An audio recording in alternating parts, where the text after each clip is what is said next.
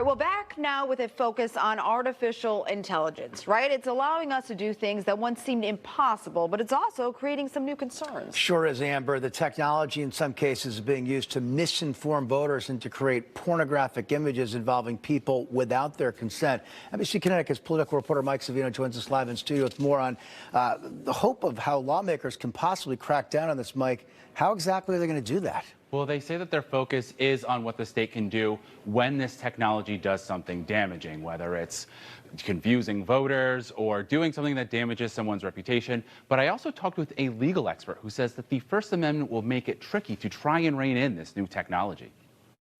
This is not something to which we should turn a blind eye. Spend time on social media and you've likely seen deepfakes or lifelike videos, audio, and picture that appears to be real people.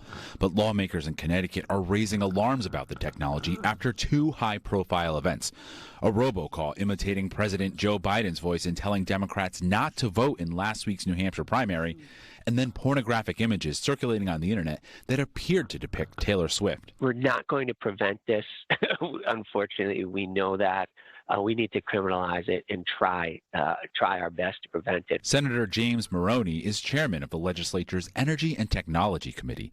He wants to crack down on both types of deepfakes. Meanwhile, Republican Holly Cheeseman is proposing legislation focused on AI-generated pornography. If you're a 13 or 14-year-old and you go into school and all of a sudden people are laughing and snickering and you discover that someone's taken your face and then put you on the internet doing horrific things, how are you going to react? Experts estimate 98% of deepfakes are pornography, and the majority of the victims are women. In many cases, they're minors. 13 such victims died by suicide last year. But regulation of AI-generated content is hard. For starters, the First Amendment isn't just for factual information. The First Amendment generally protects both true information and false information. States have been able to regulate pornography, including laws against child pornography or sharing images without someone's consent.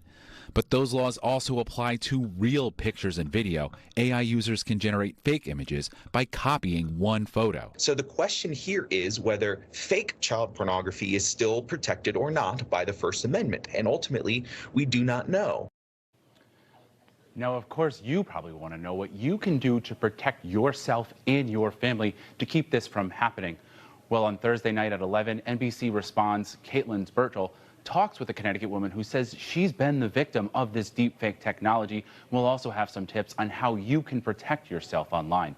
Live from the studio, Mike Savino, NBC Connecticut News.